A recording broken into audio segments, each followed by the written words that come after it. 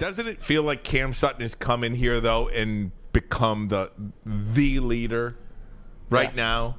And I guess you always look at the quarterback, right? Jared Goff is the quarterback. He's a quiet guy. Jared Goff is the quarterback, but it didn't feel like Matthew Stafford was, that big of a leader.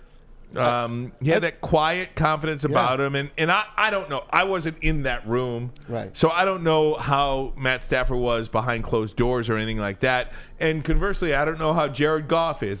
Jared Goff feels like a leader to me.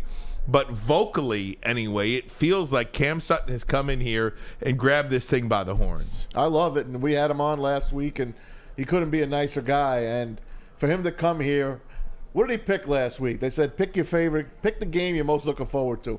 He goes into all those teams and he picks out the three division teams in the NFC North. He comes here with knowledge. This is a guy that played for Mike Tomlin in Pittsburgh. He's got it. He was making $4 million a year. He comes here and he's now making $11 million a year, and he's going to prove and show people that he is worth that. And first guy off the board for the Lions this year was Cam Sutton. They knew what they wanted, and I think they got a hell of a guy. Well, they did. Not only did they get a hell of a guy, they got a really good player in an area of need. They got him at a pretty reasonable price too, considering what some of the high end corners make in this league, and they really filled a void in terms of, I think, a leadership voice as well. And Tracy Walker, I think Tracy Walker's a really good leader, but again, it's hard to lead from the bench. It's hard to lead from the sidelines, and he is coming back now.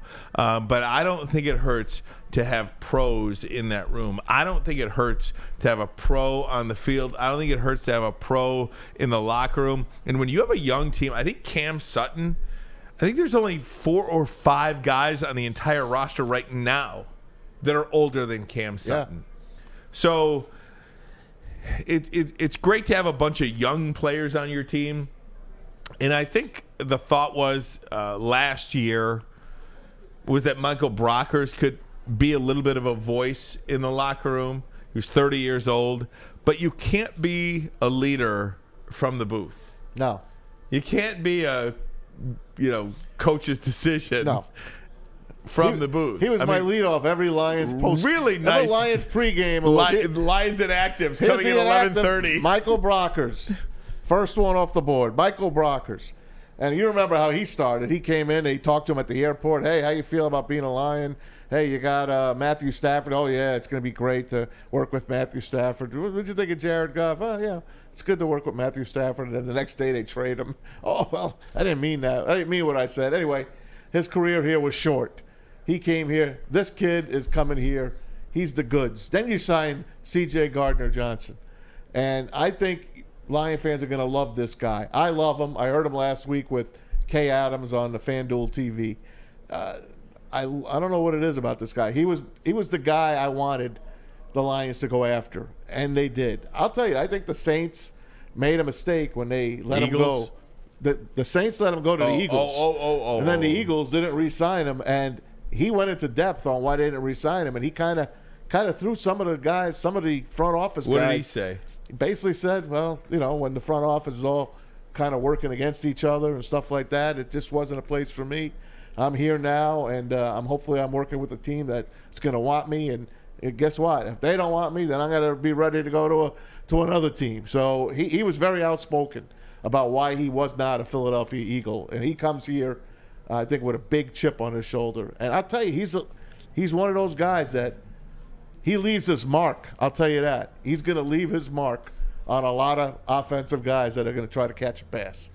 Yeah, it is going to be interesting to see how quickly this defense kind of gels together as well.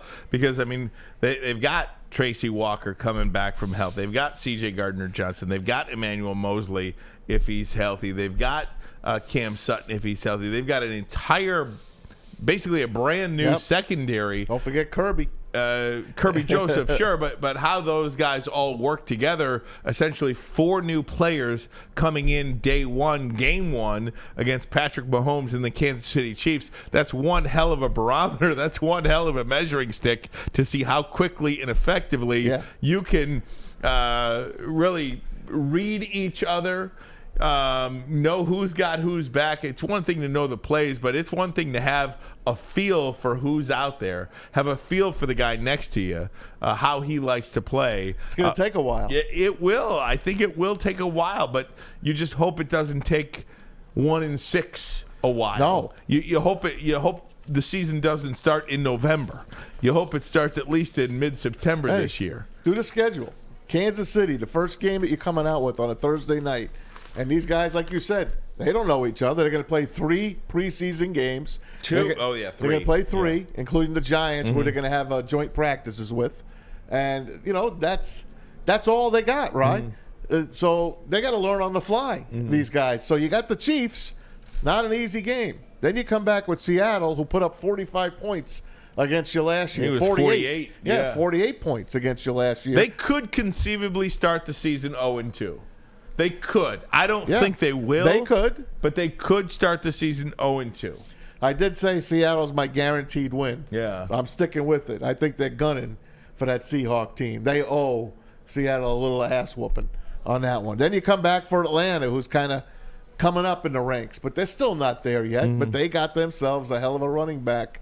Guess who you get to see going against each other in week number 3? Kenneth Walker. number 3. Bijan Robinson and Jahmyr Gibbs.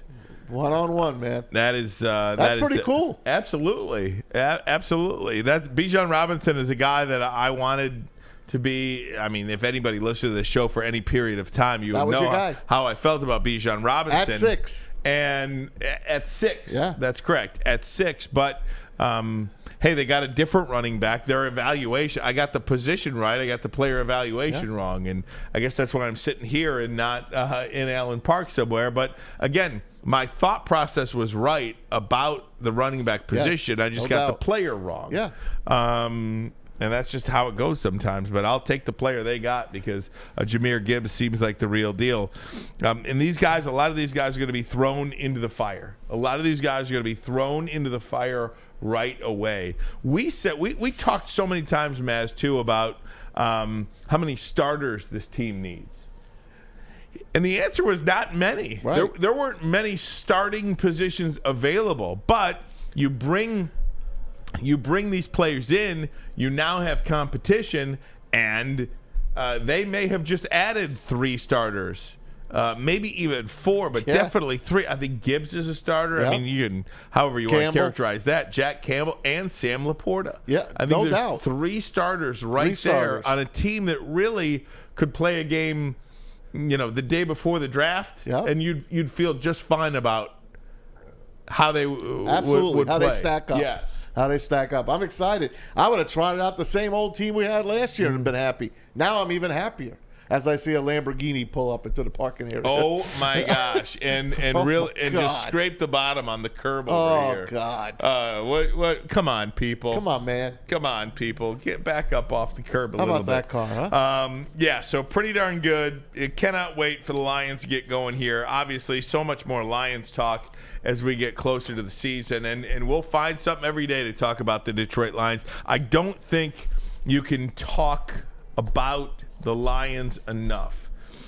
For as long and as miserable as this franchise has been over 60 years, you finally have an opportunity now to speak about probably the best franchise in Detroit right now. If you look at the 4 major sports, probably the best. Hands down. Probably the closest to a championship. Yep. And probably the closest that you have to a sure thing.